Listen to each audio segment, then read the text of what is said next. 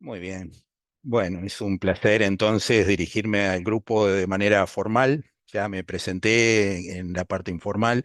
Les hablo desde Montevideo, Uruguay, y les voy a contar una experiencia de mi vinculación con la Antártida a través de la filatelia, con una visión de historiador, que es lo que más me vincula a la Antártida a lo largo de muchos años. O sea, he hecho varias campañas como jefe de base en la base científica Antártica Artigas de Uruguay, en la isla Rey Jorge, en el archipiélago Shetland del Sur, o isla 25 de Mayo para los argentinos. Y participé también en varias campañas de verano, en distintas actividades logísticas, también como investigador, como en actividades de difusión, de relaciones públicas, de educativas, etcétera. Y bueno, una vez terminada mi parte formal como jefe de base y en esas actividades, me dediqué a investigar sobre la historia, particularmente del Uruguay en la Antártida, pero eso lo vincula con las de otros países y con la historia de la Antártida en sí misma. Y desde esa visión de historiador, y por mi curiosidad hacia la filatelia y lo que significa la filatelia, fui haciendo una compilación de cosas, de imágenes, algunos objetos que fui guardando, pero más que nada imágenes que he ido colectando. Y voy a hacer aquí en esta presentación una somera reseña, tomando algunas imágenes que pueden servir de referencia para ir contando esa historia. Y vamos a ir comenzando entonces con la primera presentación, a ver si la podemos pasar. Y vamos a comenzar a hablar del Tratado Antártico, porque una de las preguntas que surge inmediatamente es ¿de quién es la Antártida? ¿Por qué hay bases de determinados países en la Antártida y por qué no hay de otros? ¿O por qué sí este y por qué no el otro? Bueno, la Antártida desde el año 1959 está regida por el Tratado Antártico, que entró en vigencia formal en 1961, hace ya más de 60 años. Ahí tenemos una emisión postal de Estados Unidos, donde recuerdan los 10 años del Tratado Antártico, de la entrada en vigor del Tratado Antártico de 1961, cuando las partes que lo habían firmado originalmente eh, lo, lo pusieron en vigor, digamos, lo entraron a difundir, y luego otros países se fueron agregando, adhiriendo al Tratado Antártico. La historia de cómo se llegó a eso es bastante compleja, daría para hablar 3 o 4 horas, no es del caso, nos perderíamos un poco, pero bueno, hubo una serie de negociaciones que se fueron dando después de la Segunda Guerra Mundial, donde las potencias principales tenían intereses sobre la Antártida y pretendían usarlo para hacer pruebas nucleares, para posicionarse geopolíticamente, para dominar las partes más australes del planeta. Y a la vez había toda una historia que se fue desarrollando durante el siglo XX, más que nada, de reclamos territoriales, donde primero el Reino Unido planteó reclamos sobre la parte de la península antártica, esa puntita que da hacia el continente de América del Sur, y luego Argentina y luego Chile plantearon reclamos que se superponen los tres en esta región de la península antártica. No son exactamente superpuestos, pero la parte principal de la península antártica sí está superpuesta por las tres reclamaciones.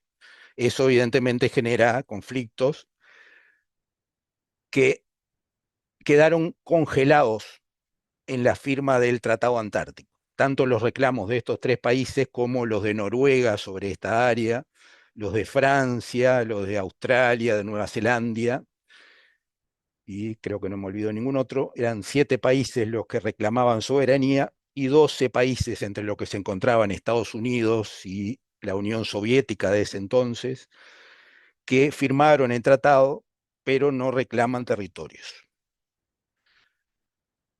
Es sumamente complejo esto, pero de manera anecdótica, este sello, que recuerda los 10 años del Tratado Antártico, enmarca en este círculo el área al sur del paralelo 60 donde rige el Tratado Antártico y donde los países que son partes consultivas de ese tratado regulan todo lo que sucede en la Antártida, ¿no? O sea, por más que haya reclamos de soberanía de los distintos países, esos reclamos están congelados y la administración del Tratado Antártico se hace a través de los organismos de este tratado y de los países que lo integran, que fueron los que lo firmaron originalmente, más los que se fueron adhiriendo posteriormente. Nuestro país, Uruguay, adhirió al Tratado Antártico en 1979, fue aceptado en 1980, fue miembro consultivo el 7 de octubre de 1985. Justamente hoy, 7 de octubre, es aniversario y, de ese hecho, y en Uruguay hay una ley que determina que hoy es el Día de la Antártida en nuestro país para recordar ese hecho y tenerlo en cuenta simplemente. O sea, no hay otro reclamo más que lo que está en vigencia por el tratado, más los eventuales derechos que le puedan corresponder al país si esta normativa pierde su vigencia actual. Pero nada hace pensar que el Tratado Antártico se termine, sino que al contrario, se espera que siga por un buen tiempo para adelante.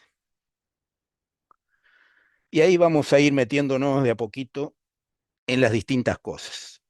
Hoy, ya les digo, hace 60 años que está bien determinado la regulación de lo que ocurre en la Antártida a través de este tratado, pero hasta hace poco más de 200 años la Antártida no se conocía, ni siquiera se sabía de su existencia. Se presumía que había una masa terrestre o una masa helada, por lo menos, al sur del planeta, por oposición al Ártico. Ya los griegos habían planteado que si en el Ártico había una masa helada, en el antiártico, o sea, la Antártida, debería haber una cosa que le hiciera oposición. Al principio se pensaba que ese antiártico debería ser algo caliente, porque caminaban hacia el sur y era más cálido cada vez hasta que fueron avanzando en las exploraciones por el África y se dieron cuenta que más al sur era cada vez más frío. Luego empezaron a navegar cada vez más al sur y fueron descubriendo de que había latitudes heladas y presumieron de que había una tierra que la llamaban la tierra incógnita, que recién fue más o menos delimitada en 1768 por la expedición del capitán Cook, que circunnavegó el planeta en las latitudes más australes y alrededor de la Antártida, pero sin poder llegar a tierra porque el clima no se lo permitía. Y cuando emprendió el regreso a casa, anotó en su bitácora de que si algún día se encontraban tierras más al sur de donde él había estado, serían de tal extremo y riguroso frío que seguramente serían inhabitables. Y eso motivó que se quitara el entusiasmo de seguir recorriendo y investigando acerca de la Antártida, y por varios años el tema quedó ahí como que no había nada más allá. En estos sellos de Australia, y observen la denominación, Australian Antarctic Territory, o sea que así como Argentina habla de Antártida Argentina, Chile habla de la Antártica chilena, hay otros países que tienen reclamos como Australia o como Francia que emiten sellos haciendo mención a esos reclamos que tienen vigencia para sus países, pero dejan una constancia a través de la filatelia que los transforma en documentos que tienen valor histórico, valor geopolítico, valor geopoético. O sea, al ponerle nombre a las cosas, las personas se pueden apropiar de ellas y esto es una forma de hacerlo. Como les decía, luego de la expedición del Capitán Cook, por varios años no se hicieron nuevas expediciones a estas latitudes pensando de que no valía la pena seguir explorando por acá. Se terminó de descubrir Australia, Nueva Zelanda, todas esas tierras que también eran se pensaba en una época que era toda una misma masa terrestre, se determinó que no, que eran continentes separados, y se pasó al dilema de descubrir verdaderamente la Antártida. Eso llevó a una serie de viajes y de cosas que fueron ocurriendo a través de la exploración ballenera, desde, tanto desde Buenos Aires como de Montevideo, particularmente de Montevideo, porque allí estaba el apostadero naval de la corona española, y desde allí se ejercía jurisdicción sobre todas las tierras que habían al sur, que incluía la parte de lo que hoy es la Argentina, la Patagonia, todo eso dependía del apostadero de Montevideo. Las Islas Malvinas también dependían del apostadero de Montevideo. Y las tierras que se pudieran descubrir, o sea, la Antártida, que todavía no era conocida, podría estar bajo la jurisdicción del apostadero de Montevideo. Desde allí entonces empezaron primero los balleneros, buscando ballenas, las fueron agotando. Primero pescaban ballenas en la propia bahía de Punta del Este, Maldonado. Hoy, gracias a la protección de las ballenas, hay nuevamente ballenas en la bahía de Maldonado y en Punta del Este, pero en ese tiempo las fueron exterminando y cada vez se fueron más al sur, buscando la ballena. Y algunos exploradores llegaron a latitudes antárticas, pero no daban cuenta de sus descubrimientos para que otros no siguieran sus rutas. Y cuando agotaron el recurso de la ballena, empezaron a ir tras los lobos marinos, las focas. Entonces, ya ahí tenían que ir a tierra, entonces empezaron a descubrir islas al sur de la Tierra del Fuego, en el extremo sur de América, a las islas que están por allí, ya llegando a la Antártida, y esos loberos y foqueros pudieron haber descubierto incluso marinos que salían del Río de la Plata, pudieron haber descubierto el continente antártico, pero no dieron cuenta y no hay testimonios concretos de esos descubrimientos. Los primeros testimonios concretos surgen primero de un capitán, William Smith, que era británico y era un marino mercante que hacía la travesía entre Buenos Aires, Montevideo y Valparaíso, que cuando hacía el cruce del mar de Drake al extremo sur de la Tierra del Fuego, primero por accidente, que porque lo llevaron los vientos, se fue bien al sur y avistó unas masas heladas que presumió que era una isla.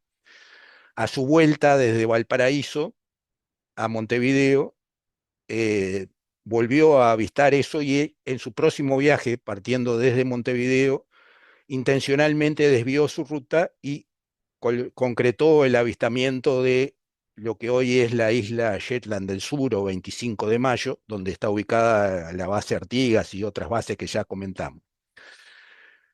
Bueno, ese descubrimiento llevó a que se notificara a las autoridades del almirantazgo británico, que al poco tiempo mandaron una expedición más formal y documentaron y cartografiaron esas regiones. Y el primer explorador que dice que llegó más al sur que William Smith fue un americano que era un ballenero, Nathaniel Palmer, que está testimoniado en este sello, que por 1819, fines del 819, 1820, llegó a latitudes antárticas y enseguida la expedición rusa de Fabien von Bellinghausen, que iba con dos buques, una expedición científica con todo el mecanismo científico, que hizo una circunvalación a la Antártida similar a la que había hecho Cook, pero con más adelantos, con más técnica, concretó en estas latitudes de la península antártica un avistamiento concreto de tierra firme en la Antártida y a partir de el descubrimiento de Palmer o el de Bellinghausen, en esos momentos se concretó de que realmente había una masa terrestre en esas latitudes. Y bueno, los sellos, las emisiones postales de distintos países testimonian y homenajean a esos primeros exploradores a través de estas emisiones que vamos viendo acá.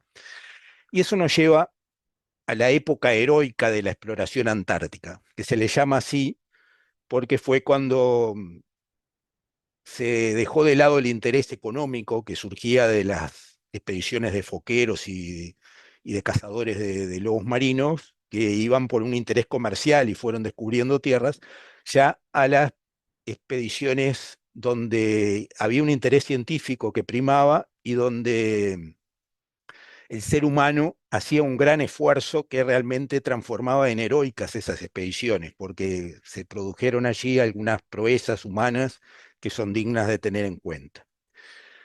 Aquí puse una publicación de este señor Patrick Macelis, que estuvo en la base Artigas en el año 2007 con una expedición turística que luego les voy a contar más adelante, y publicó este libro de las Azores a Nueva Zelanda, donde relata un montón de historias de Bélgica en sus colonias, sus actividades de colonización de diversas partes del mundo, incluida la Antártida, y las cuenta a través de la filatelia. Y bueno, puse esto acá porque tuve el placer de que me regalara su libro, que es un libro bien grande y muy lujosamente encuadernado, es realmente un placer tenerlo ese libro.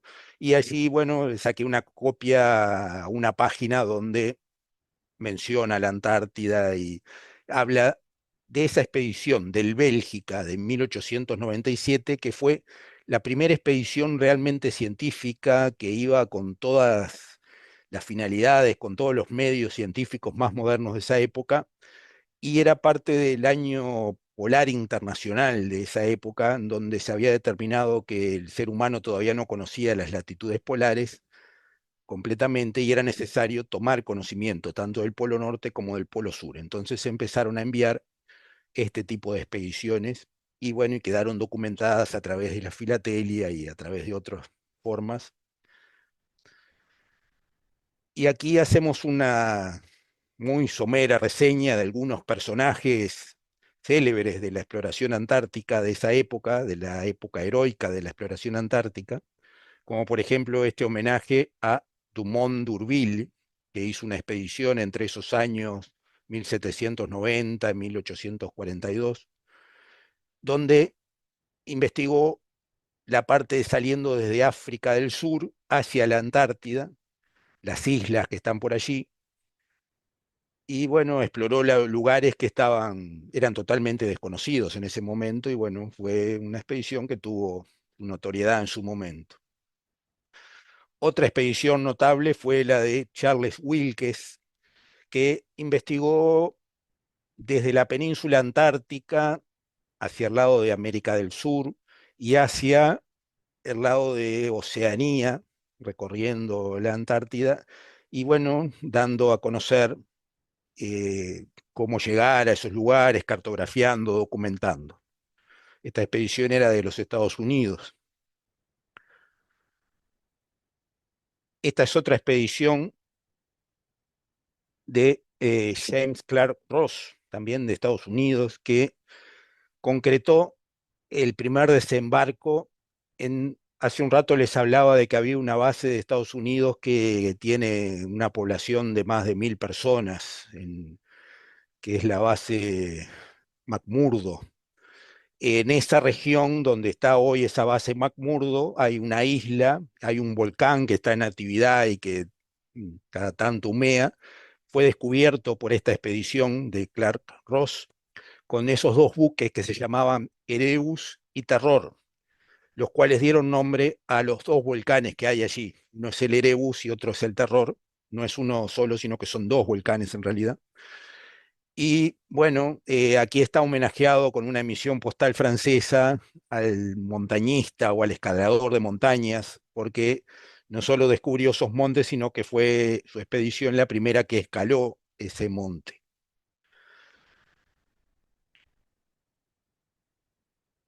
Seguimos un poco más adelante en el tiempo y nos vamos a 1901 con la primera aparición de el capitán Robert Falcon Scott, británico, que es un personaje muy notorio porque falleció en la Antártica. Ahora vamos a contar un poco más. Cuando intentaba conquistar el Polo Sur, llegó al Polo Sur, pero murió a su regreso, junto con todos los integrantes de su expedición. Fue una cosa épica y bueno, que no se produjo de manera espontánea ni de un día para el otro, sino que comenzó en 1901, o sea, esto ocurrió 10 años antes de su muerte, esta primera expedición, y desde aquí empezó a investigar, a explorar, y bueno, este señor Scott está muy ampliamente homenajeado en la filatelia de distintos países, y aquí pusimos simplemente un ejemplo de uno de los sellos, este caso de la República de Guinea. Otro personaje interesante, y que este está vinculado a la Argentina particularmente, es la expedición sueca de Otto Nordenskjöld de 1901 y 1903. Esta expedición fue una de las primeras proezas de sobrevivencia humana que involucró a marinos argentinos concretamente y del Río de la Plata, que llegaron a su rescate. Esta expedición pasó 2 años en la Antártida. Fueron como una expedición científica en un buque que se llamaba el Antarctic. Ese buque dejó a la expedición, al grupo expedicionario que se iba a encargar de pasar un invierno allí en la Antártida, y ese grupo se fue dividiendo en distintas partes porque cuando los venían a sacar de la Antártida, el buque Antarctic quedó atrapado por los hielos y no pudo salir, por lo tanto los que esperaban en tierra no pudieron ser sacados de la Antártida y tuvieron que quedarse un invierno extra, un segundo invierno, y allí empezaron a enviar pequeños grupos a tratar de conectarse con otros grupos que habían salido de ese buque que quedó atrapado, y ocurrieron unas experiencias de sobrevivencia humana, ya les digo, únicas, y que culminaron con el rescate de la corbeta Uruguay, que era un buque argentino que fue enviado por el gobierno de la Argentina y terminó rescatando a toda la expedición. Creo que solamente una persona murió por causas naturales, no fue producto de las penurias que pasaron, pero el hecho notable fue que lograron sobrevivir casi todos estos y dejaron testimonios en la base Esperanza de Argentina, donde hoy está la base Esperanza de Argentina. Dejaron allí un monumento histórico, unos restos de sus cabañas, en otras islas por allí cercanas, y bueno, concretaron el descubrimiento de la parte este de la península antártica que todavía no había sido descubierta totalmente. Por esos mismos años es la primera expedición de Jean-Baptiste Charcot, francés, que también en una expedición científica que dejó un legado tremendo a, a los investigadores de hoy. Incluso hay cantidad de material que se cita los descubrimientos de estas expediciones de Charcot y bueno, de otras, pero de Charcot particularmente. Ahí hay unas emisiones postales donde se homenajea a Charcot y sus expediciones. Y aquí hay otra expedición que también nos vincula particularmente con Argentina, que es la expedición sueca, escocesa, de William Spare Bruce.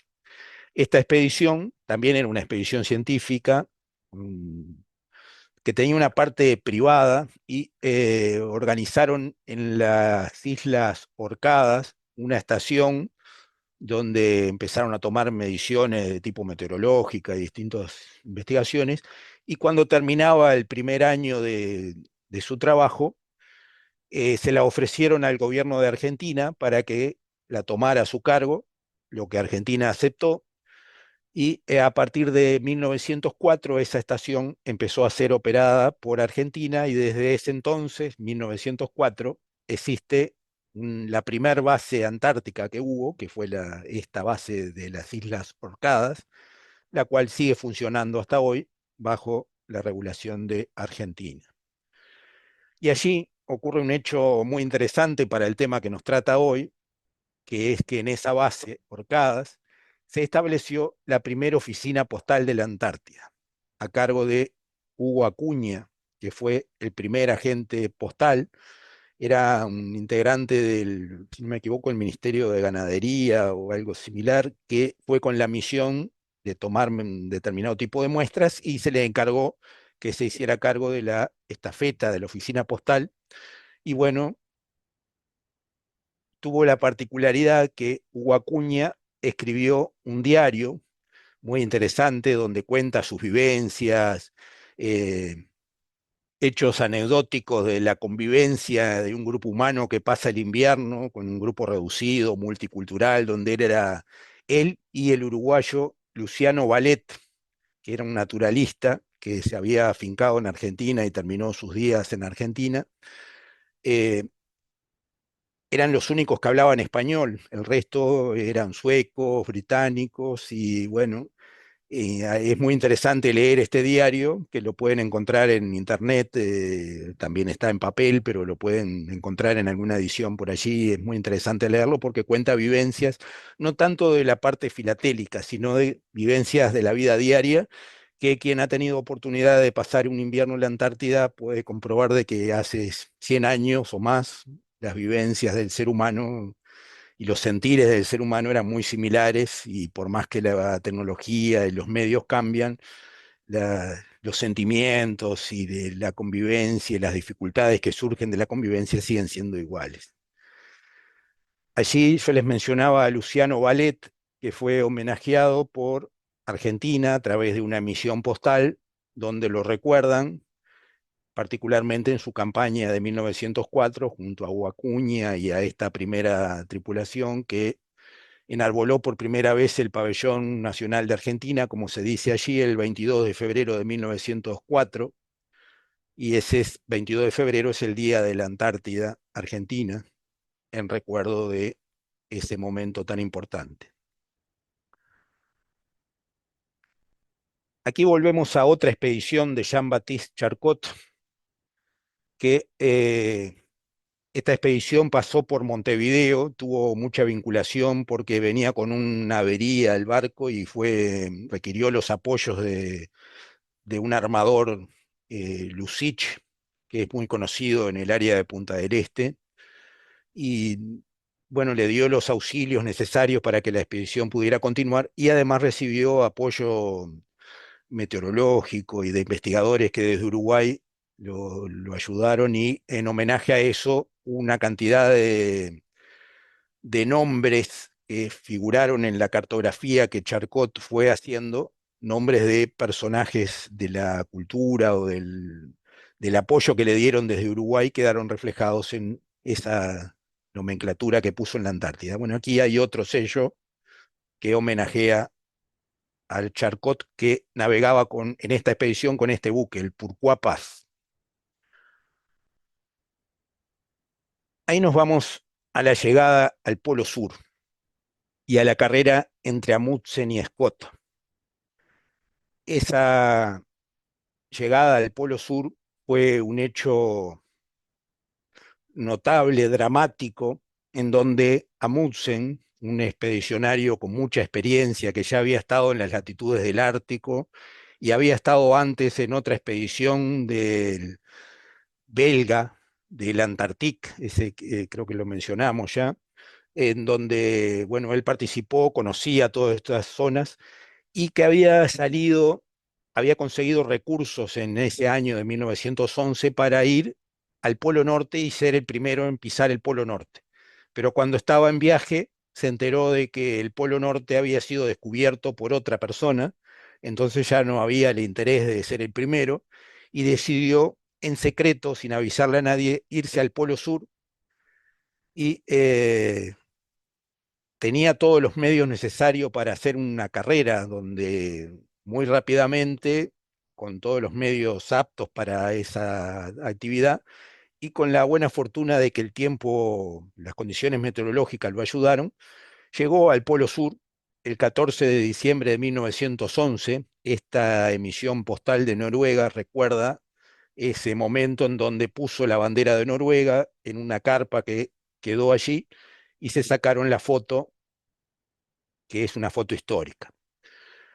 Entonces, Amundsen, noruego, fue el primer explorador junto a sus acompañantes, 4 o 5 personas más, que llegaron al Polo Sur. Pero por el otro lado, ¿se acuerdan que habíamos mencionado que estaba el capitán Robert Falcon Scott, británico, que estaba haciendo investigación científica en las latitudes sobre esos montes, esos volcanes que dijimos hace un rato, en la parte de la Antártida que da hacia el cuadrante de Oceanía? Y desde ahí él pensaba llegar al Polo Sur, pero sin correr carrera con nadie, sino simplemente quería llegar al Polo Sur haciendo investigación científica. Eh, Se enteró de que Amundsen estaba con intenciones de hacer esto porque Amundsen le mandó un telegrama diciendo que iba a intentar esa llegada al Polo Sur, pero ya no podía hacer nada, no tenía otra forma de comunicarse con él y bueno, hizo su exploración, pero con la mala fortuna de que cuando llegó al Polo Sur ya había llegado Amundsen y se encontró con la carpa que en esta emisión postal la vemos, la carpa que había dejado Amundsen con la bandera de Noruega, se la encontró allí y bueno, tuvo que conformarse con ser la segunda expedición que llegaba al Polo Sur. Eso no hubiera sido tan dramático, pero cuando hacían el regreso empezaron a sufrir penurias por falta de alimentos, porque iban cargando los trineos, los iban tirando a fuerza humana, porque no querían comer a los perros, que era lo que se estilaba en ese tipo de expedición, y fue lo que hizo Amundsen. Los perros eran parte de las provisiones, o sea, llevaban una cantidad de perros para ir, y a la vuelta iban matando perros para alimentarse y para alimentar a los otros perros, y llegaban con el mínimo necesario. Esta expedición de Amundsen no quiso hacer eso, de Scott, perdón, no quiso hacer eso, y, y traccionaron los trineos a fuerza humana, y al regreso tuvieron la mala fortuna de que las condiciones meteorológicas fueron adversas y terminaron muriendo todos. Primero afectados por el escorbuto y luego por el hambre y terminaron muriendo congelados, incluso el capitán Scott. Otra expedición célebre, digna de ser tenida en cuenta, es la expedición australiana de Douglas Mawson, que también sobre estas mismas regiones que andaba Scott, pero más hacia el cuadrante de Oceanía y hacia el lado de África, exploraron intentando llegar a la ubicación del polo sur magnético, que de hecho lo hicieron, y luego Douglas Mawson con un grupo intentaron hacer una travesía a pie con tan mala fortuna que cayeron en una grieta. Dos de los integrantes de esa tripulación murieron y solo sobrevivió Mawson, el cual se vio afectado, se alimentaban de los hígados de los perros que iban matando y se fue envenenando por el hígado del perro, produce en el cuerpo humano un exceso de vitamina D, si no me equivoco, lo cual envenena la sangre y casi muere hasta que se dio cuenta de que se estaba haciendo un mal con esa alimentación y dejó de comerlo. Y bueno, luego de una travesía épica, logró llegar a la costa. Solo él fue el único sobreviviente de esa expedición y con buena fortuna llegó, pero con mala fortuna porque ya se había ido el barco que lo iba a evacuar y tuvo que pasar otra temporada de invierno en esas latitudes antárticas, pero logró sobrevivir y se transformó en un héroe de la exploración antártica. Y esta es una de las expediciones más famosas, que es un fracaso en realidad porque no se logró concretar. Ernest Shackleton es un personaje que tal vez sea el más conocido de la exploración antártica.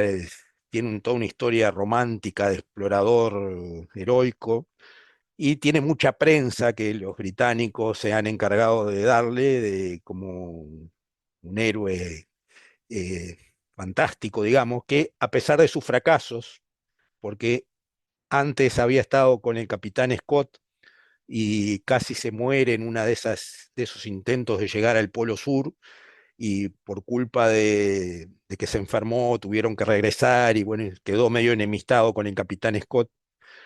Entonces terminó haciendo sus propias expediciones, Shackleton, y en esta expedición con un nombre fantástico, de Imperial Transatlantic Expedition, pretendía cruzar la Antártida de lado a lado, llegando por el lado de la península antártica, ir hacia el lado del cuadrante africano, desembarcar sobre las tierras heladas, caminar, atravesar el continente por el polo sur y de salir por el lado del cuadrante de Oceanía.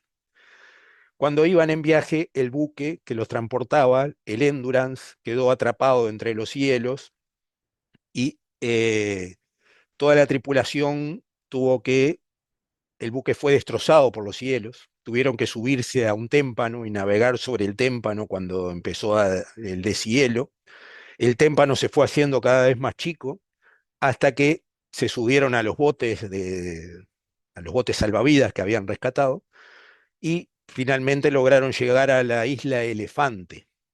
Y ahí en esa isla Elefante, Shackleton con un pequeño grupito navegaron en un pequeño bote que construyeron especialmente y llegaron hasta las islas Georgias del Sur, donde había una factoría ballenera, Georgias del Sur o San Pedro para los argentinos, una isla que había sido descubierta por el capitán Cook en aquella expedición y que en ese momento estaba ocupada por el Reino Unido y ahí había una factoría ballenera que operaba de manera permanente. Bueno, estos náufragos llegaron hasta ahí y desde ahí se radió un pedido de ayuda al cual llegó a Montevideo y desde Montevideo se envió una primera expedición que llegó hasta las Islas Malvinas, ahí recogió al capitán Shackleton y llegaron hasta el lugar donde estaban en torno a la isla Elefante, pero el hielo los rodeaba y no pudieron llegar a rescatar a los náufragos y tuvieron que volverse porque el buque ya no tenía autonomía, se empezó a averiar por el hielo y fracasó el intento de rescate. Finalmente, un buque chileno, el Yelcho, al mando del capitán Piloto Pardo, del piloto Pardo, logró llegar y rescatar a los náufragos que habían quedado vivos, se habían pasado otro invierno más, el tercer invierno en la Antártida, y sobrevivieron todos milagrosamente. Bueno, esto le dio a Chile la posibilidad de adjudicarse ese rescate, que era algo así como ganar un campeonato del mundo de la exploración antártica, y bueno, hasta hoy le siguen dando rédito, lo cual es una proeza que por supuesto vale la pena destacarlo, y eso queda testimoniado en emisiones postales que tienen que ver con esa geopoética que hablamos, ¿no? Y ahí, ya yendo un poco al cierre, nos vamos a las emisiones postales uruguayas que tienen que ver con la Antártida.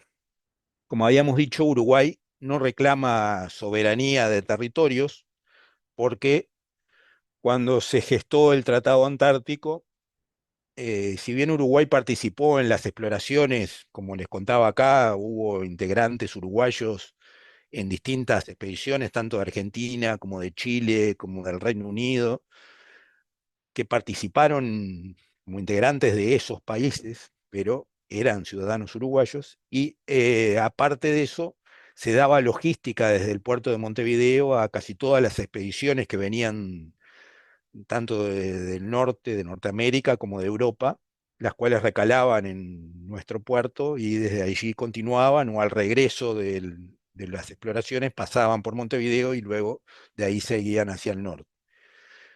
Y como les decía, si bien Uruguay participó en el desarrollo del Año Geofísico Internacional que terminó en el Tratado Antártico, en esos años que se firmó el Tratado Antártico hubo una crisis económica y política en el Uruguay donde se miró un poco para otro lado, hubo otras prioridades y no se participó de la gesta esa que terminó en el Tratado Antártico.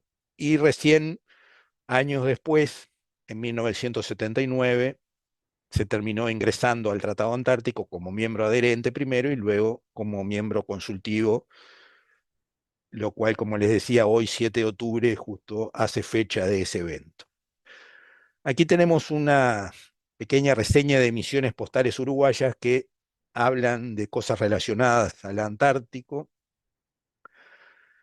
y destacamos una revista del grupo filatélico temático del Uruguay, particularmente la revista temática número 13 del año 1995. Hay otras emisiones de esta misma revista que hablan de la Antártida y de otros sellos, pero esta hace una reseña genérica de la filatelia y la exploración polar, digamos, y cuentan un montón de cosas. Y no, la quería mencionar porque es un documento interesante a tener en cuenta. Este fue el primer sello que emitió el Correo Uruguayo en 1986, que reflejaba la base científica Antártica Artigas, que había sido fundada en diciembre de 1984. Este año va a ser 40 años en diciembre de que se fundó esta base. Y en 1987, el Correo Uruguayo determinó que se abriera una estafeta en la base Artigas y se determinaron vuelos postales a los vuelos logísticos que hizo la Fuerza Aérea en esos años. Y bueno, eso quedó testimoniado en un catálogo de Ciardi, que es un, para los que están muy en el tema seguramente conocen y es fácil de ubicarlo en internet. Allí documentaron en ese catálogo todos los vuelos postales que se hicieron en esa época. Y bueno, aquí mostramos algunos sobres que fueron emitidos con el matasellos hecho especialmente para esa emisión. Y se determinó, bueno, que el encargado de la estafeta fuera o el médico de la base o el jefe de la base en su defecto, lo cual en esos primeros años fue algo que se le dio bastante importancia, se hacía asiduamente.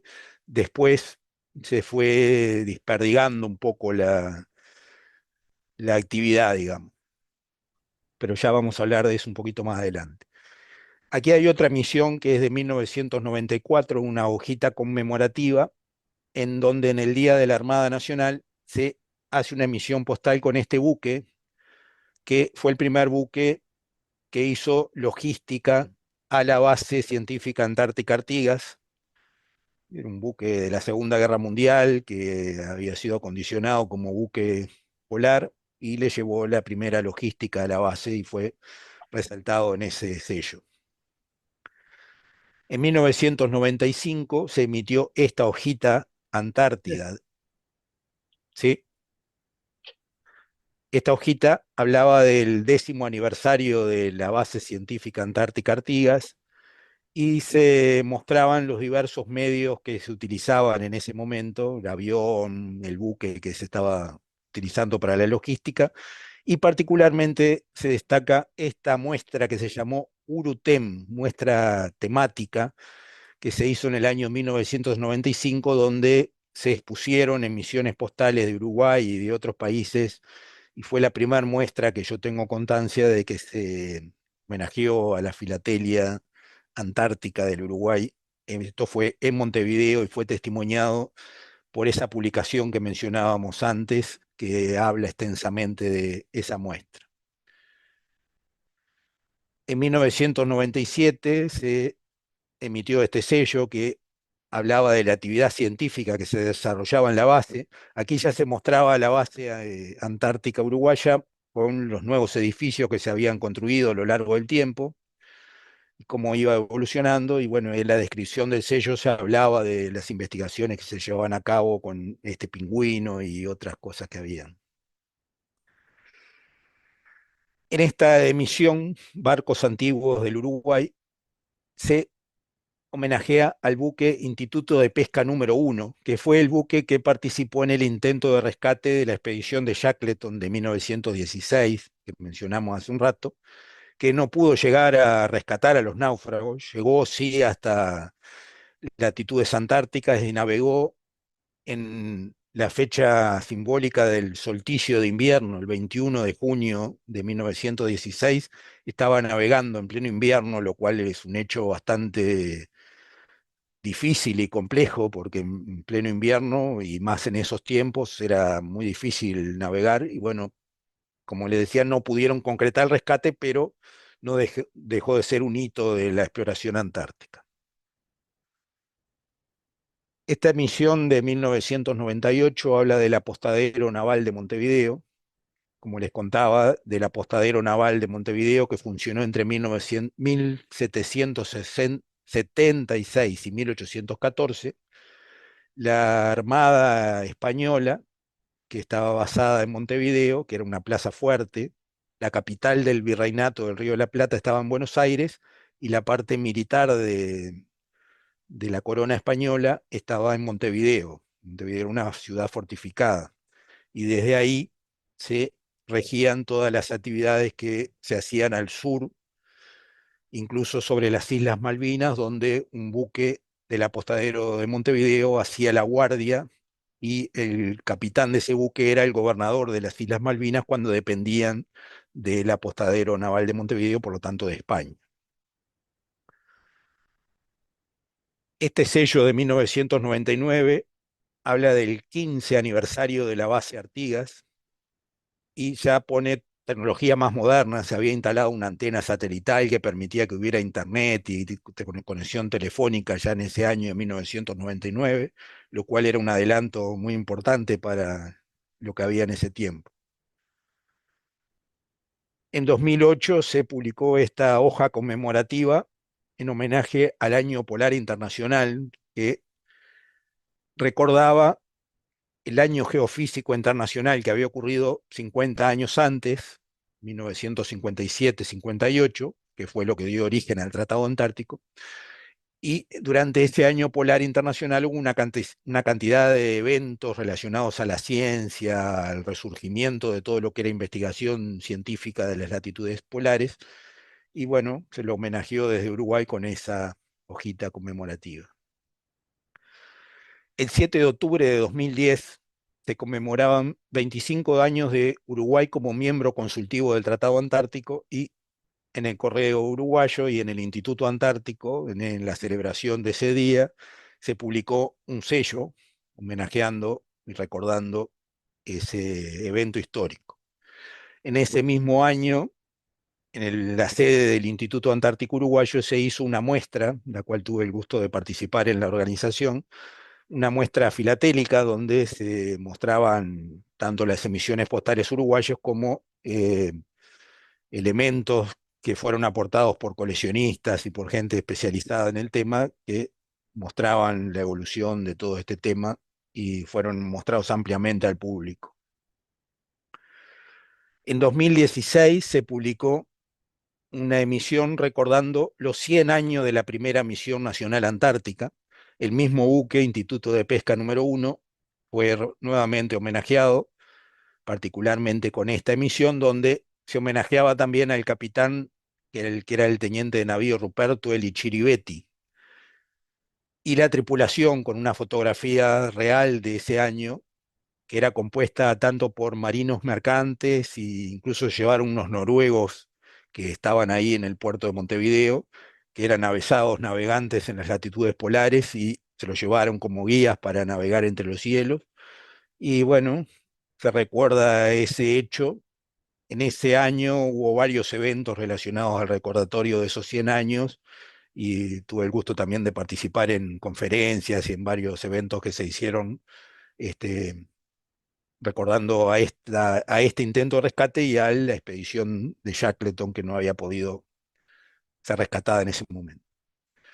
En 2021 se publicó este último sello en Uruguay que recuerda los 30 años de la primera misión naval antártica. Hace un rato mostramos este mismo buque, el Row 24, comandante Pedro Campbell, que fue el primer buque logístico que suministró a la base Artigas. Se lo recuerda nuevamente a través de esta misión 30 años después. Este buque fue desactivado hace muchos años y lamentablemente no se guardaron sus restos para museo ni nada, simplemente se lo desguazó y se lo tiró en una costa a derrumbrarse. Y ahora sí, cerrando ya la parte formal, algunas curiosidades antárticas, anecdóticas, como para ir volviendo, saliendo de la parte seria. En 1987, cuando se inauguró la estafeta de la base Artigas, se preparó una tarjeta postal con la foto de la base Artigas verdadera en el momento de su fundación y el sello que la recrea a través de ese dibujo. En curiosidades antárticas, este hecho anecdótico es el primer gomígrafo que hubo en la base Artigas. Como fue algo sorpresivo que se estableciera una estafeta en la base, los que recién estaban yendo no tenían idea de qué hacer y se dieron cuenta de que era necesario que los coleccionistas, que la gente que visitaba la base quería que hubiera algún testimonio de su visita a la base Artigas. Entonces, un habilidoso que tenía habilidades manuales talló en un corcho o en goma ese sello que quedó en la base por muchos años y hay mucha correspondencia a la cual le pusieron ese sello. Y bueno, pasa a ser un hecho anecdótico que el primer gomígrafo de la base fue tallado a mano y para salir del paso, digamos. Ahí en otras curiosidades, esto ya era de mi dotación, que me tocó ir en el año 2000 y recibimos el año 2000 en la Antártida, lo cual era un evento que a nivel mundial se estaba celebrando con gran expectativa. Entonces preparamos un sobre ya impreso, el cual tenía el sello de los 15 años de la base Artigas y fue matasellado el 1 de enero del año 2000 con con la curiosidad de que el fechador no tenía el año 2000, como pasaba con tantas cosas, hablaba del virus del año 2000, que las computadoras no tenían para hacer el pasaje de 99 a 2000. Aquí pasó lo mismo, el sello tenía hasta el año 1999, entonces en el 2000 le tuvimos que borrar y ponerlo a mano la fecha. Luego, más adelante, hubo un nuevo sello fechador que tenía ya los años 2000. Aquí otra curiosidad de ese año 2000 fue que se celebraban los 150 años de la muerte del general José Gervasio Artigas, que es el prócer de la independencia del Uruguay y de la gestación del Uruguay. Y bueno, entonces en ese 23 de septiembre, que era la fecha, se hizo en Uruguay una serie de eventos relacionados al chasque artiguista. El chasque era el mensajero que se usaba en los tiempos de Artigas para llevar la correspondencia. Entonces, a modo de homenaje, hicimos un chasque que salió en moto desde la base Artigas y otro que salió en bote Zodiac, con la bandera de Artigas y llevó ese sobre que tenemos ahí eh, a las bases cercanas para enviar un saludo a las bases cercanas y a la vez fue matasellado en las bases cercanas y bueno, fue todo un acontecimiento de esas cosas que se hacen en invierno para pasar el tiempo, pero que no deja de ser un hecho curioso, interesante y que testimonia también la presencia de las personas y es un recuerdo interesante. Aquí una curiosidad que la testimonia Héctor Volpe en su documento, que aquí dejo la referencia y les va a quedar en la documentación que tienen ustedes con el link, en donde una carta llegó por error a la base Artigas. La carta fue enviada por un correo privado dentro de Uruguay a un lugar que se llama Atlántida. Es un balneario de Uruguay, muy conocido en Uruguay, y visto a primera vista, uno puede equivocarse y pensar que decía Antártida. Y como decía, la dirección calle 4 entre Artigas y Chile. Los del correo que recibieron eso lo enviaron a la Argentina para que lo mandaran a la Antártida. En Argentina lo mandaron a Chile, lo fueron matasellando en esos lugares, y en Chile llegó a la base Artigas de Uruguay en la Antártida, 3.000 kilómetros, siendo que tenía que haber recorrido 30 y pocos kilómetros, un poco más. Eh, y bueno, desde Uruguay, desde la base Artigas, se contactaron con el emisor de esa carta, les avisaron de que estaba perdida ahí, les pidieron era una carta comercial y por lo tanto le pidieron que destruyeran el contenido y que el sobre se quedó como una cosa anecdótica que lo conservó Héctor Volpe, que era el jefe de base en ese año. Ya en 2007, también una curiosidad, que estando yo como jefe de base, ahí ven que el sellador ya es el nuevo sellador que tiene los años 2000 y ocurrió el naufragio de un buque turístico, el Explorer, el cual afortunadamente no falleció nadie, se logró rescatar a toda la gente. Como 70 náufragos de esa tripulación rescatada estuvo alojada en la base Artigas y otro tanto en la base chilena hasta que vino un avión y los pudo llevar. Fue una hecatombe a fines de la temporada de invierno, donde las bases tienen los suministros ya escaseando con las cosas mínimas.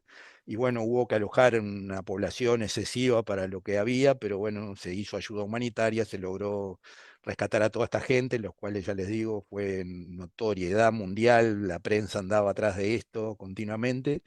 Y bueno, lo testimoniamos a través de sobres preparados especialmente y que recordaban y que fueron enviados a la Asociación Antarcos, que es una asociación civil que justamente hoy, 7 de octubre, cumple 25 años. Eh, es una asociación civil que apoya la actividad del Uruguay en la Antártida y se le mandó una carta recordando esa fecha.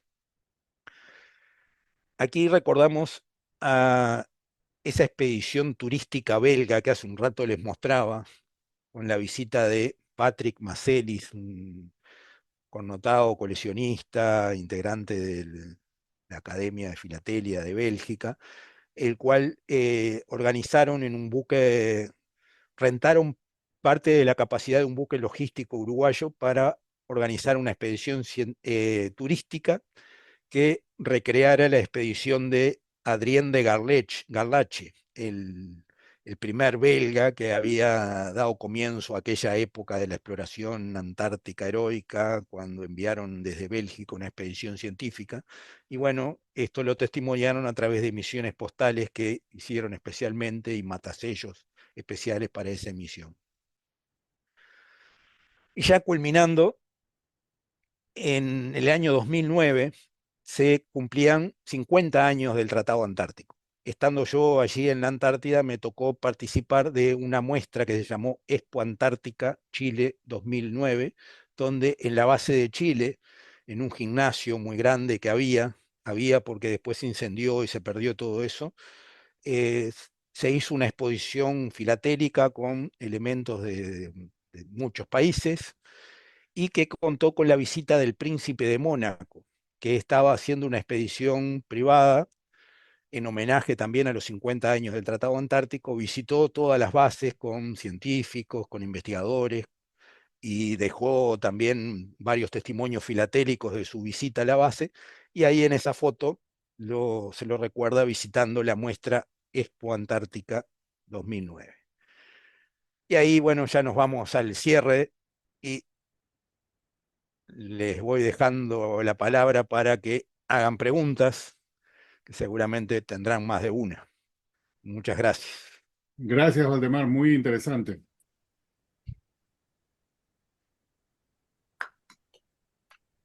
Preguntas, comentarios para Valdemar. Arquitecto Corro, ahí estás con la mano en alto, güey.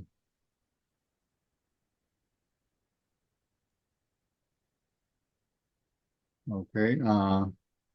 Jaime, Eh, Felicidades, es muy interesante hacer este recorrido en la historia y sobre todo a través de la filatelia. Mi pregunta va sobre qué criterios se siguió en Uruguay para elegir ese punto como el ideal para instalar la base científica del Uruguay en la Antártida. ¿Qué características buscaban? Bueno, el criterio que primó fue el pragmático de la accesibilidad logística más fácil. Desde el año 1961, el profesor Muso, que fue el pionero, el precursor de toda la la actividad que luego se concretó del Uruguay en la Antártida, él planteaba que Uruguay debía tener una base en la Antártida y él trazaba una línea desde Uruguay que llegaba hasta la tierra de, bueno, se me fue el nombre, pero era un lugar bastante adentro del continente antártico al cual había que llegar con un rompehielo y era algo inviable para los medios que se disponían en Uruguay en ese momento. Entonces, bueno, hubo el interés de ingresar al Tratado Antártico que se fue concretando, se contó con diversos apoyos de Estados Unidos, del Reino Unido, eh, particularmente de Chile en ese momento, que facilitó la logística para llegar a través de un avión uruguayo. Se coordinó con la Fuerza Aérea de Chile, que tiene un aeropuerto en esa misma isla, y desde Chile hasta hoy se sigue haciendo esa logística. Salen los aviones de la Fuerza Aérea hasta Punta Arenas, desde Punta Arenas vuelan hacia la Antártida en la base Frey, que es donde está el aeropuerto, y desde ahí, bueno, eh, se estableció la base, la cual, ya les digo, tenía todas las facilidades logísticas que permitía que un buque común de abastecimiento tuviera esas cualidades de buque antártico o polar, pero no necesariamente un rompehielo, pudiera abastecer a la base y tiene las dos puertas, tanto la puerta marítima como la puerta aérea, y era el lugar más accesible al que se podía llegar. Pues sí, se antoja lógico. Sí, Y si me permiten, para ilustrar un poco aquí a la audiencia, porque algunos tuvimos la duda de exactamente dónde se encuentran, me avisan cuando... exactamente, muy bien, muchas Ahí gracias lo por esa vemos. ayuda. Exactamente, pueden ver que es una isla, un archipiélago que son las Islas Shetland del Sur, que están un poquito al norte o al noroeste de la península antártica. Ahí en esa isla hay una península que queda libre de hielo, porque todo el resto de la isla es un glaciar. En esa península está la Villa Las Estrellas y el aeropuerto de Chile. Allí sobre el glaciar está la base científica Antártica Artigas.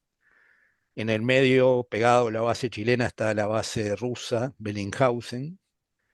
Y ahí pueden ver la base Artigas de Uruguay. Genial esa demostración, vino bárbaro. Esa es una foto bastante actual, sí, así está en este momento la base, que ha crecido, es como un pueblito, tiene una calle central y varios edificios que, bueno, tienen finalidades de alojamiento de la gente, a finalidades logísticas y de laboratorios científicos. Por ese camino se va hasta la base rusa primero. Por allí hay una iglesia rusa que es muy conocida, una iglesia de madera. Ahí es la base rusa, que se llama Bellinghausen. Y un poco más al norte está la pista del aeropuerto. Por allí la están viendo, ahí va, esa es el aeropuerto. Teniente Marsh se llama el aeropuerto, que es un aeropuerto administrado por la Fuerza Aérea de Chile.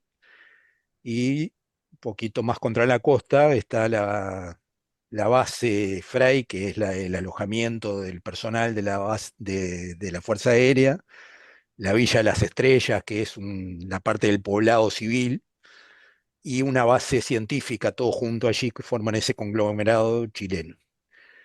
Un poco más hacia abajo en el mapa está la base china, que se llama Great Wall o Gran Muralla. Ahí está.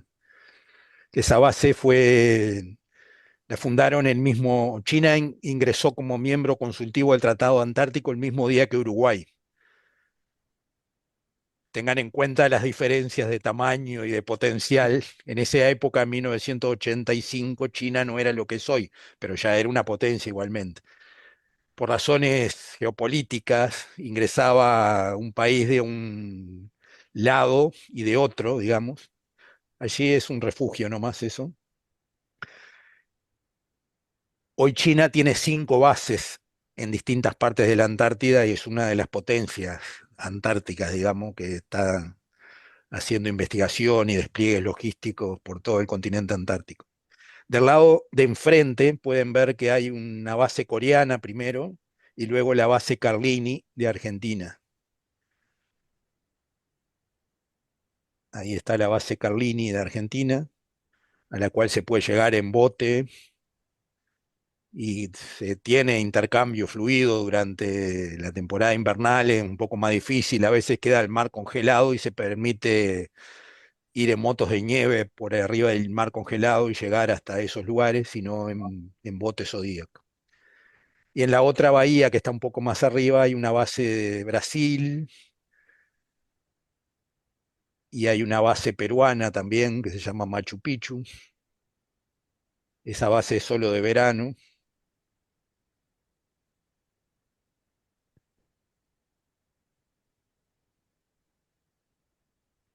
Y hay una base de Polonia que también es permanente y está desde hace muchos años allí ubicada. Eso es una isla que ni siquiera se llega a la península antártica, está a 100 Wow. kilómetros de la península antártica, digamos, ¿no? Ahí, al ser Antártica marítima, a veces las condiciones meteorológicas son bastante extremas por los vientos del mar que azotan esos lugares. Entonces, si bien puede parecer una latitud un poco al norte del Polo Sur, pero las condiciones meteorológicas pueden ser bastante extremas por ser Antártica marítima. Hacia el lado derecho, digamos, de la península antártica, que ahí en la puntita está la base Esperanza de Argentina, y hay una base de verano de Uruguay también al lado de la base Esperanza de Argentina, donde dice Fortín Sobral, Cabral, Sargento Cabral. Ahí ese es el poblado de la base Esperanza de Argentina, y al lado de eso hay una base de Uruguay, que era una antigua base británica que fue cedida por el Reino Unido a Uruguay y que se utiliza para actividades científicas de verano. Por esos lugares fue que anduvo la expedición de Otto Nordenskjöld que hablábamos hoy. Y bueno, luego, eso es la puntita de la Antártida. Todo el continente antártico tiene 14 millones de kilómetros cuadrados de superficie, o sea, es como toda América del Sur, si fuera más redondita, digamos. Y entonces si le preguntan si conoce la Antártida, y bueno, anduvo ahí en esa zona de la península y la isla, conoce ese pedacito. Lo que ocurre del otro lado de la Antártida, casi 3.000 kilómetros, uno ni se entera, se puede enterar por las noticias, pero evidentemente no por trasiegos de cosas del momento. Es un continente entero donde hay cosas diversas. Sí, las vivencias, así como contábamos de lo que escribió el estafeta Hugo Acuña en 1904, que las vivencias son exactamente las mismas que uno ha tenido oportunidad de invernar, las replica, las recuerda, y que cuando se habla con gente de otros países, incluso que han invernado en otros lugares de la Antártida, también cuentan casi lo mismo. Así que las vivencias humanas sí son las mismas. Dios mío, qué interesante eso. Gracias. ¿Quién es? Jaime. Jaime Espina. Gracias. Bueno, Valdemar, felicitaciones, súper completa la presentación, muy detallada desde el origen de las exploraciones de la Antártida. Solamente algunos comentarios. La proa del Yelcho, donde Luis Pardo fue el que salvó a la expedición del Shackleton, está en Punta Arenas, en el borde del mar. Y ahí está la proa del Shackleton, del Sí, sí, original. la he visto, la he Eh, visto. Sí. sí, sí, sí. Otro tema, como también comentario, es que la persona que aparece con el príncipe de Mónaco en la exposición es Manuel Mariño, que es un antiguo socio de la Sociedad Filatélica Chilena que falleció hace pocos Ah, años. mira qué Manuel Mariño interesante. fue uno de los que organizó posiblemente algunos de los que Es- están acá lo conocieron, digamos, pero Mm.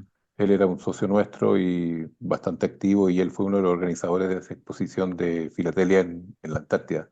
Efectivamente, el interés de los países de tener presencia, nuestra Villa Las Estrellas, que estuvo hasta antes de la pandemia, tiene que ver con reclamaciones territoriales, con decir, oye, sabes que nosotros tenemos mayor presencia ahí. No, felicitaciones. Otro tema que a mí me interesa harto, y yo creo que el tema de la filatelia relacionada con la Antártida es muy popular. muy atractivo, es casi Mm, tan atractivo como la filatelia alemana, que muchos de la filatelia del mundo sigue Alemania nazi, por ejemplo. ah, La filatelia polar también tiene mucho atractivo, sobre todo la de la Antártica. De hecho, hay una página que se llama polarphilatelist.org, donde mira, hace un análisis bien detallado de toda la historia de la filatelia y muestra muchas piezas y es una historia muy rica, digamos. es No cierto. solo por la evidencia histórica que proveen las piezas postales muy antiguas que hay también, sino que también los mismos países han ocupado la filatelia como otra herramienta de reclamación territorial. El hecho que Ujú, el territorio antártico australiano y otros territorios que son antárticos, digamos, son un interés de reclamación.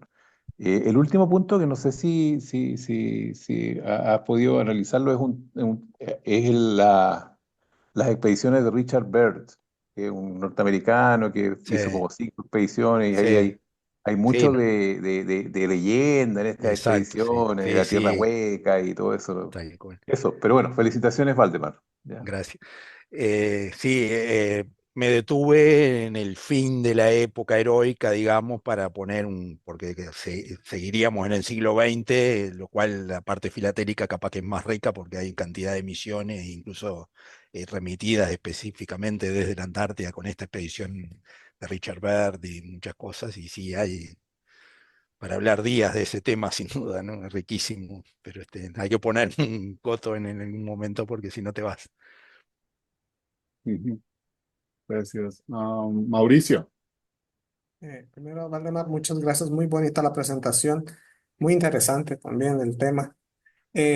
Pregunta, viendo estas cartas que se depositaron, y voy a hablar en la base uruguaya, el porte, o sea, ¿en base a qué el porte? O sea, ¿es el mismo que en el resto del Uruguay? ¿Había alguna sobretasa? O sea, ¿cómo, en qué escala tarifaria calculaban el porte de esas cartas? ¿Cómo Sí, hacían? ¿O cómo se sí, hace, mejor dicho? exacto. Interesante la pregunta.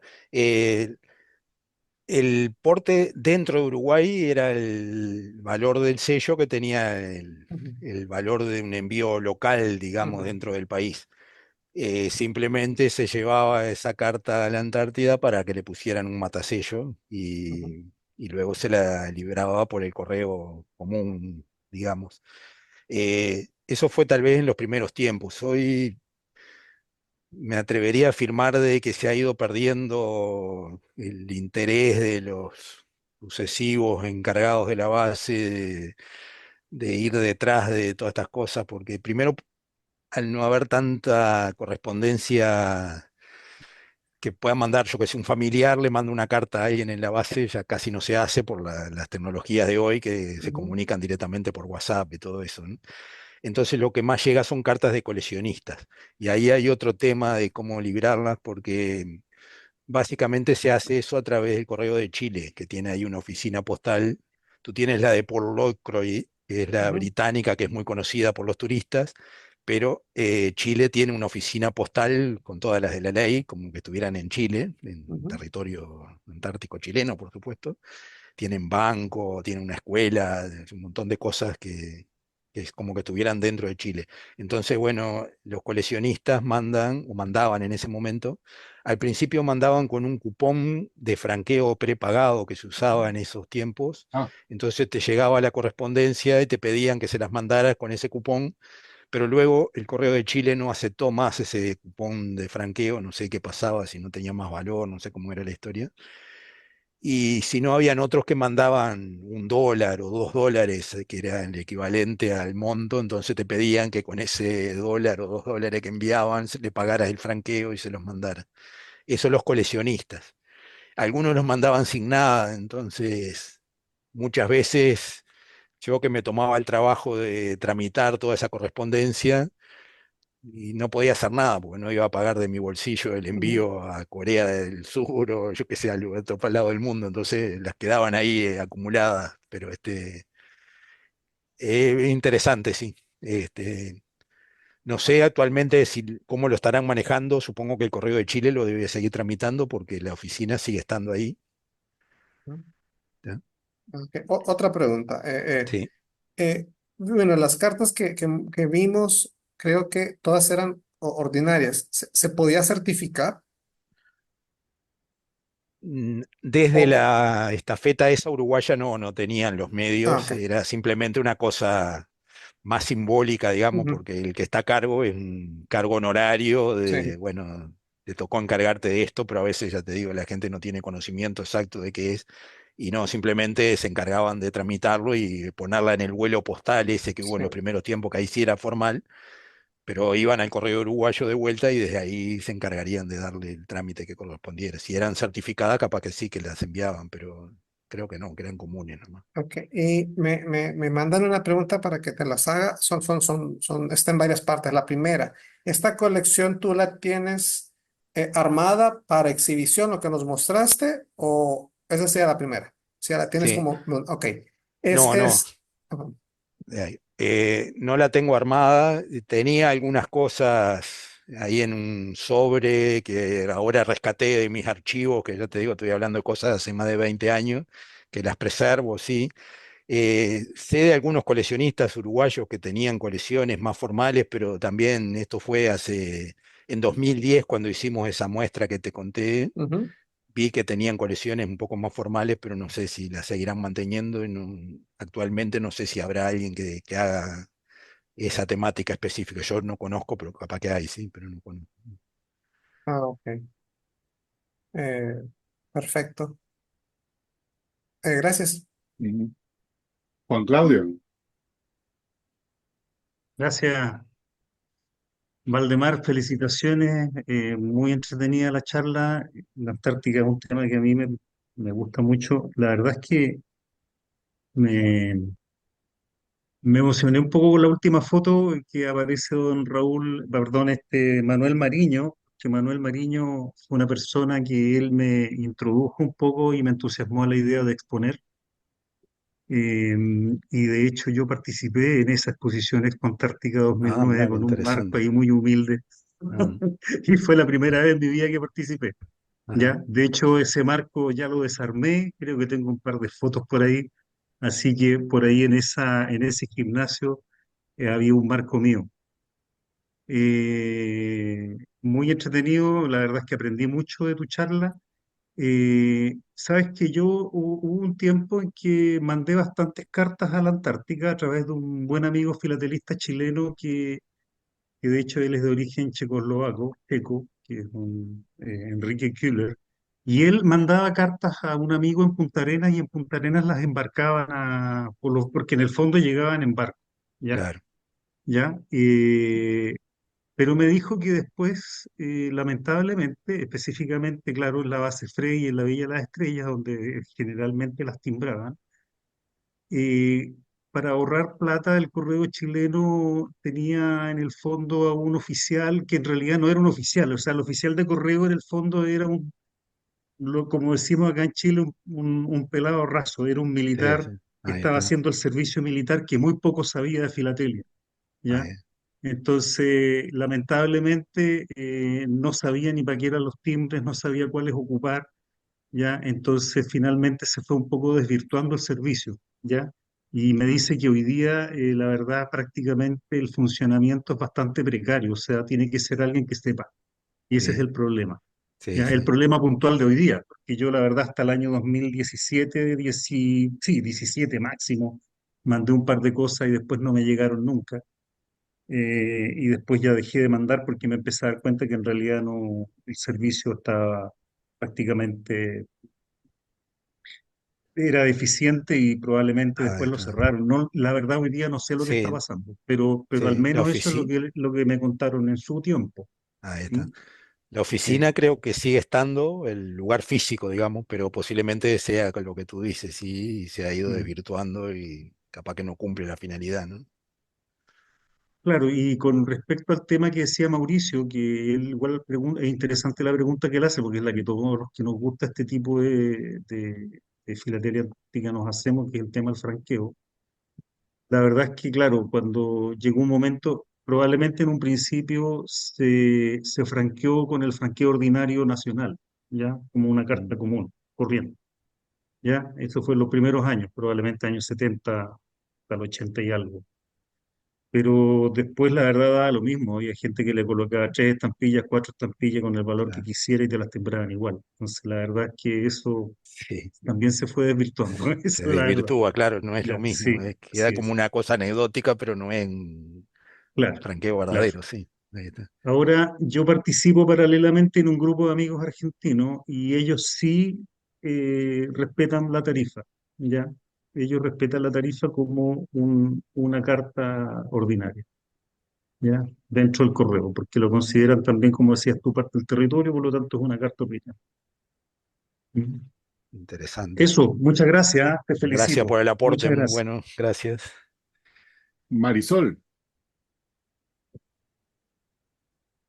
Hola chicos, buenas noches. hola. Hoy me encantó la presentación y se vinieron a mi mente hartos recuerdos y bueno, que les quería comentar que, bueno, un poco de esa oficina de correos en su tiempo, estamos hablando en el año 2008, 2000 por ahí, eh, justamente me tocó trabajar para poder renovar esa oficina y conseguir los recursos para poder instalar una nueva oficina ahí, porque la que había databa de los años 60 y estaba, cuando había nieve se mojaba, etcétera. Y ahí, bueno, ahí se consiguió algo con Canadá, me recuerdo, y se pudo establecer una oficina físicamente más, con las características que se requiere para la zona. Entonces, por ahí logré conseguirme una estadística que tal vez pueda compartir en nuestro presentador y que lo que comentaban es que hasta llegaban pedidos de Amazon, pedidos de, de China, o sea, ya estaba llegando paquetería de compras por internet a través del correo chileno. Ah, sí. Y lo otro, sí, sí, es muy interesante. Y lo Ajá. otro que es lo que quería comentarle es que en los años, o sea, en los meses en que no hay mucho movimiento, ¿no? Eso sí, efectivamente es administrado digamos, por el ejército, pero en los meses si más no me equivoco, entre noviembre y marzo, lo que Correos hace es llamar a un concurso para que un científico que va a ya hacer algún magíster, doctorado o estudios a la zona pueda administrar la oficina de Correo. Entonces, Correos lo que hace es Ah, es pagarle, digamos, su estadía, pero a cambio él tiene que dedicar una cierta cantidad de horas para poder atender la oficina, ¿ya? exacto. Sí, pero ahora, lamentablemente, claro, esa persona no tiene idea de lo que es, digamos, cómo mandar una carta desde ahí y ese tipo de cosas. Pero eso es más o menos lo que de lo que yo me recuerdo de esa época, que creo que ya se dejó instalada el, el armazón, este local que vino de Canadá, porque no Ah, había o sea, se tuvo que mandar a hacer a Canadá y costó muchos millones o sea, varios sí, sí, miles de dólares, digamos, claro. y era una cosa chiquitita, Sí, chiquitita. sí, un contenedor, una cosa así, sí. Y de hecho, que también te puede servir, también hay un reportaje que salió en la revista de la Unión Postal Universal, que tal vez eso puede ser, no sé si conoces ese reportaje, No, sí, que es ¿de del qué año habla? 2000, habla justamente de las oficinas postales allá de la Antártica, Ah, porque también hay una oficina, una oficina inglesa postal, sí, sí, así que sí, no, es súper lindo. Uy, yo siempre soñé con ir para allá, para la inauguración y todo, pero no pasó nada, no nos mandaron. Pero no, es muy, muy interesante y me encantó. Lo que sí me ha quedado la duda es que hay una emisión conjunta de, no sé, como de 50 países, se llama Proteger los Polos, ¿no es cierto? Que salió en el 2008, ¿verdad? ¿La ubicas tú? Esa, no, no la tengo referida. ¿no? Proteger los polos, o sea, que tiene que ver con los países del Tratado Antártico. O proteger los polos o algo así, que justamente quería preguntarte porque lo que sé que esa es la emisión conjunta más grande en términos postales, que abarca más de 50 países que usaron un mismo logo. eh, y bueno, creo que Uruguay también sacó un sello alusivo a eso. Sí. Eh, Sí, sí, no la tenía referida específicamente, pero esa fecha coincide con la celebración del Año Polar Internacional, donde, exacto. como Sí, contábamos, hubo una cantidad de acontecimientos y sí, sin duda que eso tiene que haber sido en ese marco. No sí. tengo especial referencia de eso, pero voy a tratar de conseguir algo, a ver, Te voy a sí, para yo seguir te eso. puedo mandar un link porque esa misión la comenzó Chile con Estonia. Y de ahí se fueron sumando todos los países y se hizo una tremenda emisión conjunta. Yo creo que es la más grande que existe hasta la fecha, porque son, Mm, te digo, más de 50 países que adhirieron. Y siempre he pensado que sería interesante digamos, que alguien coleccionara eso y consiguiera, o sea, pues sobrecirculado y hubiera un marco, o no sé, pues 5 marcos tal vez de esa temática. Son súper lindos. Así que me encantó tu presentación y parece que tú muchas trabajaste gracias. allá, ¿verdad? Sí, sí, tuve Mm, 3 inviernos en la Antártida y algunas oh, qué cuantas maravilla. campañas de verano. Ya, He súper. tenido bastante experiencia en la Antártida. Buena, buena, qué Ujú. lindo. Ya, pues te mando un abrazo y gracias, Muchas súper bien todo. gracias. Gracias por el aporte, gracias. Gracias. Waldemar, para cerrar, gracias por compartir eso de que hay una presencia o había una presencia constante del correo chileno en la Antártida, porque yo tengo varios de estos sobres, no sé si se ve ahí, bueno, si no se ve, Sí, es sí, sí. Manténlo ahí, Henry, para, ponlo en el para que pin, Mauricio. ahí. Entonces, este sobre es estampillas chilenas en Punta Arenas, pero tiene las marcas de la base Machu Picchu y el buque Sí, este de instrucción. Así que yo toda la vida he pensado de que esto es filatelia, porque obviamente lo es, ¿no? Pero por lo menos ahora tiene alguna explicación del por qué con estampillas de Chile y por qué la de Perú. O claro, sea que no había otra cosa más que usar el correo chileno para que lo lleve y lo traiga. claro, exacto. Gracias Sí, por sí, esta aclaración. es así, exacto. Perfecto. Es muy común que gente que visita las bases vecinas lleve a veces hasta los pasaportes y se ponen matasellos en el pasaporte para dejar constancia que visitaron bases de otros países. Exacto. Eh, Son curiosidades.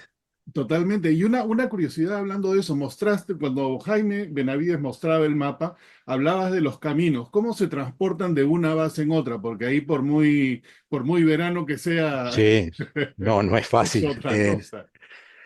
Bueno, en ese tramo que hay un camino que en verano, cuando se fue el deshielo y queda seco, queda bastante transitable incluso para vehículos de rueda, como un 4x4, pero durante el invierno hay vehículos con orugas, que son para nieve, Bien, motos de nieve o en esquíes, y bueno, y continuamente se quedan los vehículos empantanados, es un tremendo esfuerzo mover las cargas de cuando llega el avión con suministro, llevar las cosas. Siempre hay drama que se queda un vehículo empantanado y vienen los rusos con unos tractores gigantes y te ayudan. Y ahí surge la cooperación entre los países, claro, donde, bueno, el que tiene la máquina que sirve para tal cosa se transforma en el héroe del momento porque lo salva al otro y mañana el otro le falta un tornillo y aquel chiquito resulta que tiene ese tornillo y bueno, le salva la vida, así permanente. Y si no, por botes, o sea, han ido mejorando las cosas y hay transbordadores y algunos claro. botes ya de quilladura que permiten navegar en un poco más. Y si no, botes Zodiac, que es lo más usual. Pero es complicado, no es nada sencillo. Todo ahí es complicado, no hay nada No, no. fácil. Me imagino, pero bueno, me lo imagino, pero ni siquiera creo que llegaré al 10% y también al que se le atorra ahí el vehículo ya que se olvide, ese ya Te fue olvidas, sí, tarde. sí. Me pasó una anécdota que siempre la contamos. Iban llevando un generador de generación eléctrica para el invierno, Sí, y ya era el final del verano, ya casi en abril, ya empieza a congelarse todo. Y el vehículo que lo iba arrastrando con unos trineos gigantes que hay, era un vehículo ruso que era el más poderoso que había. sí. Y el vehículo ruso se rompió y no uy, había nada que lo sacara a ese ruso. Y quedó el generador en un pozo, en unas tremendas subidas. Y bueno, con varios vehículos chicos a orugas de Chile, los de Uruguay, entre todos ahí logramos hincharlo, sacarlo de ese pozo y lo terminamos llevando a la base. Porque si no, si ese generador hubiera quedado ahí en el invierno, ya, se perdía porque se congelan todos los claro, aceites adentro y ese ya no sirve más, ¿no? O sea, hubiera sido una pérdida tremenda y además el invierno lo hubiéramos pasado sin ese generador. Así increíble que cómo la te vida. imaginás lo que es. Ya me imagino. A Mauricio estoy con la mano en alto de nuevo. Dale, Mauricio. Ah, sí, perfecto. Bueno, gracias. Estaba viendo lo de precisamente de la oficina postal que tengo atrás.